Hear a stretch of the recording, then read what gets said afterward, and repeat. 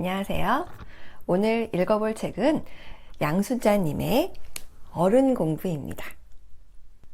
이 책은 지인의 추천으로 읽은 책인데요. 앞서 인생 9단 그리고 인생이 묻는다 내가 답한다의 두 권의 책을 이미 출판하신 경력이 있고 그 책들 역시 베스트셀러가 돼 많이 유명해지셨다고 합니다. 처음 출판한 책이 인생 9단인데 이때가 65세였다고 합니다. 책의 인기 덕분에 여기저기 방송, 신문, 잡지에 강의며 상담까지 바쁜 일정을 보낸 탓인지 몸이 이기지를 못하고 암 선고를 받아 한 해에 2번이나 수술을 받고 항암 치료 역시 9개월이나 받으셨다고 해요. 암 수술을 받기 위해 수술대 위에서 하나님께 이런 기도를 하셨다고 합니다. 깨어나면 의미 있는 일을 하게 해주세요 라고요. 이런 다짐으로 나온 책이 바로 어른 공부입니다. 한 사람이 힘겹게 인생의 퍼즐을 맞추는 가운데 내가 퍼즐 한 조각 놓아줄 수 있다면 족한 마음으로 쓴 책이라지요. 책이 2012년에 나왔고 당시 73세였던 양순자님은 대장암 수술 후 완치 판정도 마다하고 다음 또 암이 찾아오면 안고 가리라 하는 마음으로 모든 걸 내려놓고 편안히 살기로 하시며 지금까지 살아 계십니다. 이 책은 처음부터 끝까지 대화체입니다. 그것도 반말로요. 그래서 인덕 많으신 할머니가 우리에게 인생 덕담을 들려주시는 듯하지요.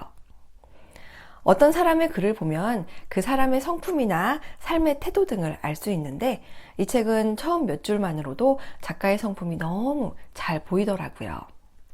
이 책의 표지에는 30년간 사형수들을 보내며 얻은 삶의 가치들이라는 부제가 보입니다. 30년간 사형수들을 만났다는 사실 자체가 굉장히 호기심 있게 다가오는데요. 사형수들을 만나 상담하고 그들의 이야기를 듣는 일을 어떻게 30년이나 할 수 있을까 하는 생각이 가장 먼저 들었습니다. 하지만 양순자 할머니라면 가능하겠다라는 생각이 들었던 건 마음의 그릇이 누구보다 넓은 분이며 기본적으로 인간을 사랑하는 마음을 가지고 있는 분이기 때문이 아닐까 생각했습니다. 작가는 기본적으로 그저 나이만 먹는 것이 아니라 어른답게 늙어야 한다고 강조합니다. 흔히 꼰대가 되지 않기 위함일 텐데요. 작가 스스로 나이가 많음에도 불구하고 하루하루 또 순간순간 본인을 돌아보고 경계하며 스스로에게 시간을 허투루 보내는 것을 굉장히 조심하며 살고 계십니다.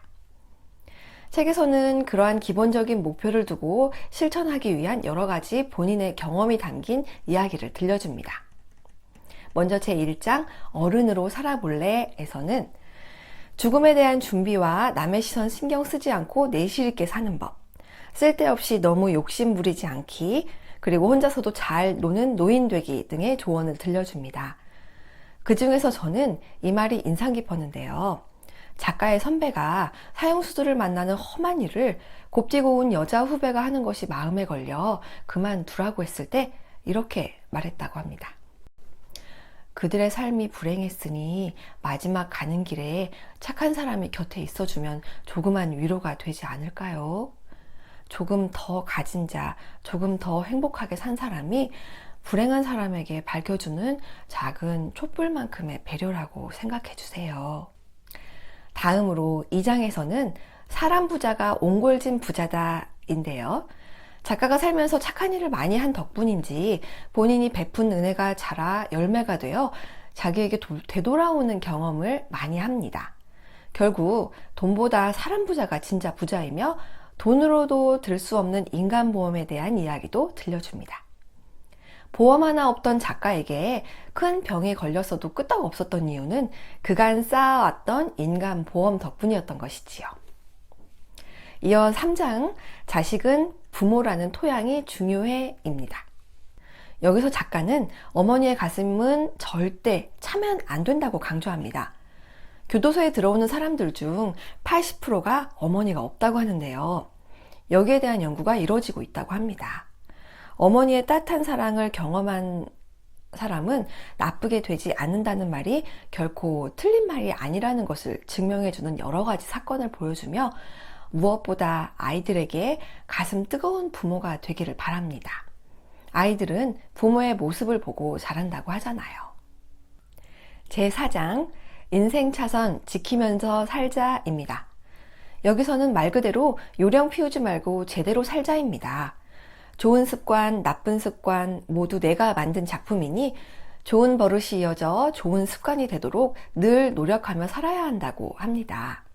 이 외에도 약속은 꼭 지켜라, 죄 짓고는 절대 못 산다, 죽을 죄를 지었으면 죽어야지 등 구구절절 옳은 말씀을 하시는데, 이런 말씀들 모두 양순자님의 삶 속에서 나와서인지 더욱 깊이가 있고 울림이 있었습니다.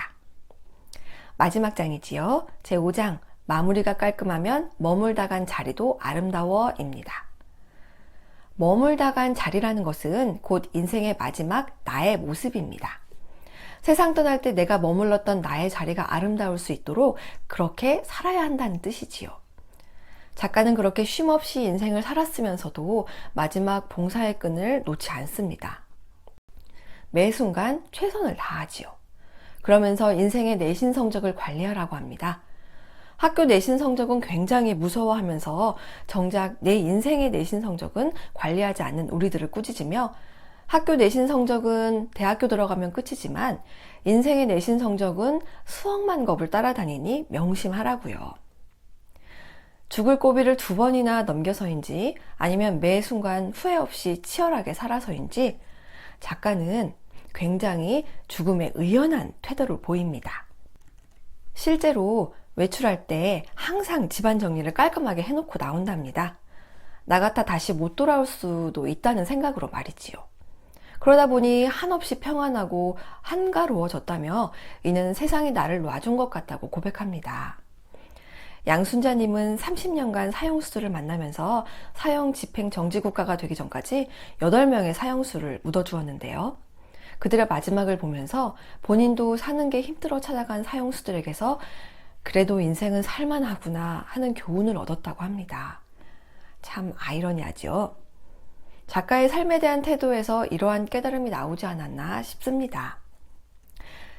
끝으로 저 개인적으로 가장 감동으로 다가왔던 대목인데요. 이 책 마지막에는 작가가 자신을 돌봐줬던 2명의 의사에게 보내는 편지가 부록처럼 있습니다.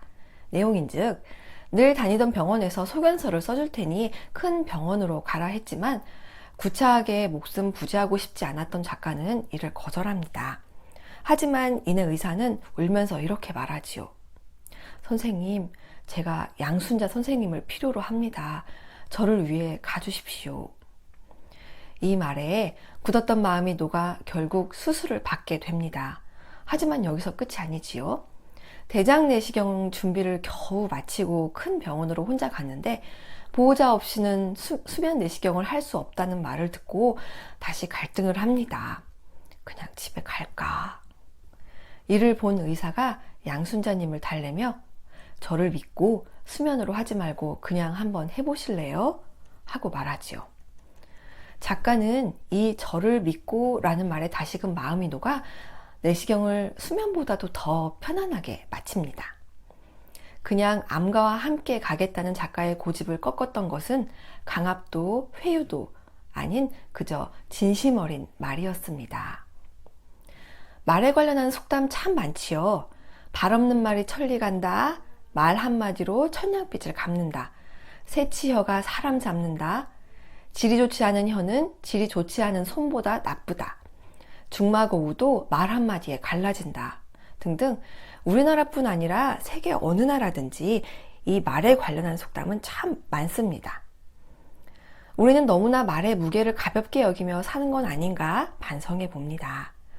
그리고 중요한 깨달음을 책으로 주시고 늘 기도하는 마음으로 많은 사람들이 진짜 어른이 되기를 바라는 양순자님에게도 감사를 전합니다. 어떠셨나요? 우리는 다음에 또 만나요.